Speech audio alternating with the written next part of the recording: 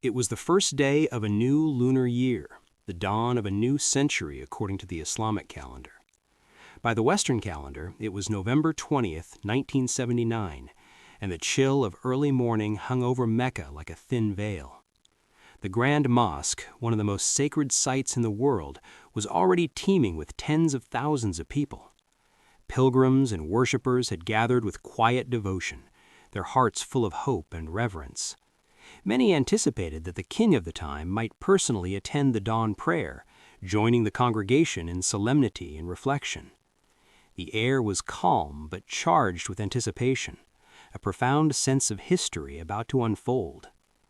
The call for prayer had just resounded through the complex, a sound that usually brought serenity, but this morning it marked the beginning of a day that would change everything. People moved through the mosque with careful reverence.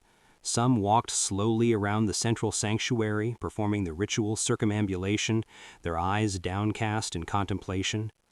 Others were immersed in quiet supplication, whispering prayers to themselves, while the occasional soft murmur of conversation blended with the distant clatter of footsteps on the marble floors. It was a scene of solemn order, a display of faith and tradition stretching back centuries. The morning light had not fully broken, and a sense of sacred stillness permeated the air. Everything was in its place, nothing out of order, nothing to hint at the chaos that was about to descend. Then, without warning, the impossible occurred. Gunfire erupted, sharp, sudden, terrifying. The sound of bullets echoed through the sacred space, bouncing off the walls and pillars in a way that made it impossible to discern where each shot came from.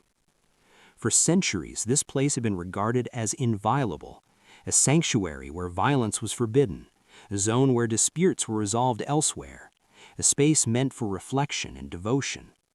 Historically, even before the rise of Islam, this site had been respected as a place where no harm could be done. Yet now, the centuries of peace were shattered in an instant. For a few heartbeats, silence held, as if the entire world had paused in disbelief.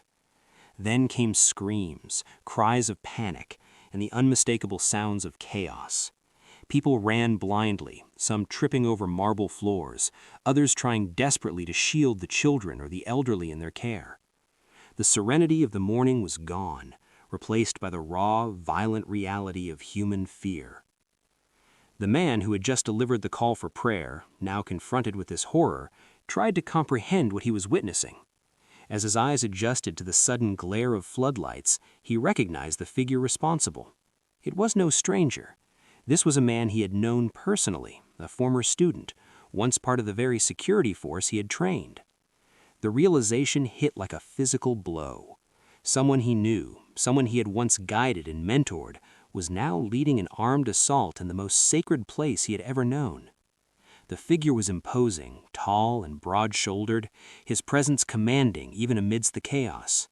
His lineage was deeply rooted in martial tradition, his family history intertwined with both loyalty and rebellion against the ruling authorities over generations. This was a man whose beliefs were extreme, absolute, and uncompromising. The leader moved with purpose.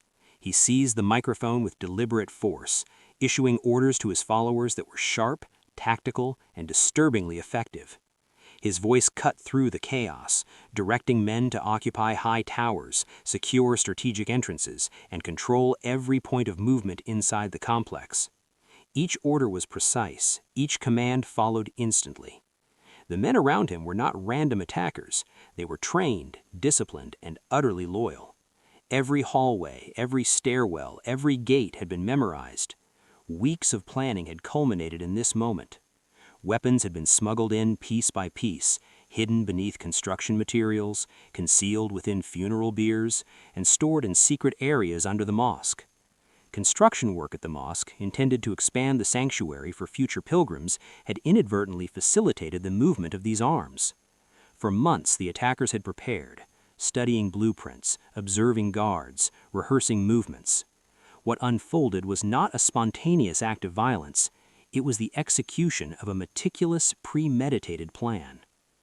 Within minutes, the attackers had seized high towers, gates, and strategic points. Tens of thousands of worshippers were now trapped. Panic swept through the crowd like a tidal wave. Some ran towards exits only to find them blocked. Others tried to hide beneath structures, behind columns, or in alcoves, desperate for safety. Casualties began to mount. Guards fell. Civilians fell. The air was filled with the sounds of gunfire, screams, and shouts. Chaos reigned where once there had been peace. Amidst this chaos, the leader revealed the ideological purpose behind the attack. For years, he and his followers had circulated texts, conducted private gatherings, and nurtured a belief in the coming of a reformer, a figure who, according to their conviction, would restore moral order, correct corruption, and enforce purity. They believed that at the start of each century, a divinely guided reformer would appear, and on this morning, they claimed, the final and ultimate reformer had arrived, already among them. The figure presented as the chosen one was a young man, about 30, educated and articulate, who had begun to accept the narrative himself. Dreams and visions were cited as confirmation, with multiple followers claiming independent revelations that verified the young man's identity. The morning, the opening of a new century, the symbolic significance of the location, all converged to create what they believed was the perfect moment to declare authority and confront existing power structures.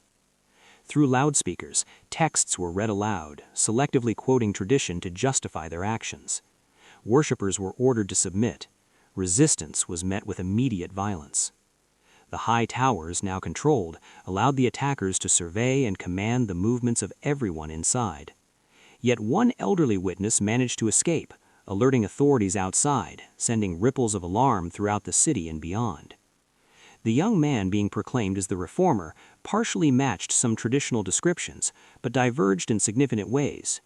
These inconsistencies were overlooked or reinterpreted by his followers, who prioritized faith over verification. He became a symbol, an idea around which action and obedience revolved. Demands were broadcast. All foreigners were to leave immediately. Oil exports to Western nations were to be halted. The ruling family was ordered to submit. Even powerful religious institutions were accused of failing their moral duties. What made this especially alarming was that the ideological underpinnings of the demands mirrored arguments long voiced by influential religious figures within the country. Several attackers had studied under these same authorities, showing that the movement was not external or alien. It was a domestic manifestation of existing tensions. For the ruling family, the crisis was existential. Control over the sacred sites was a matter of legitimacy. Their authority rested on their ability to protect these places, serve pilgrims, and maintain peace. Failure to do so could trigger unrest both nationally and internationally. Responding, however, was exceptionally complex. The attackers were citizens, not foreign invaders. Combat inside the sanctuary was legally and morally restricted. Any aggressive response risked violating centuries of tradition. To act, religious authorization was required, and such approval came from the most powerful and influential establishment, one that dictated law, belief, and state legitimacy. Over the following days, secret deliberations unfolded, controversial decisions were made, and tactical maneuvers executed. The crisis revealed the hidden power structures within the country, the overlapping loyalties, and the delicate balance between ideology and authority. It demonstrated how deeply belief and ambition could intersect, and how even a small, determined group could challenge authority in the most sacred spaces. This event would not only redefine perceptions within the country, but would also have profound consequences for regional politics, international diplomacy, and global perceptions of authority and faith. For decades afterwards, historians and analysts would return to this moment, trying to unravel the complexity, the decisions made, and the forces at play.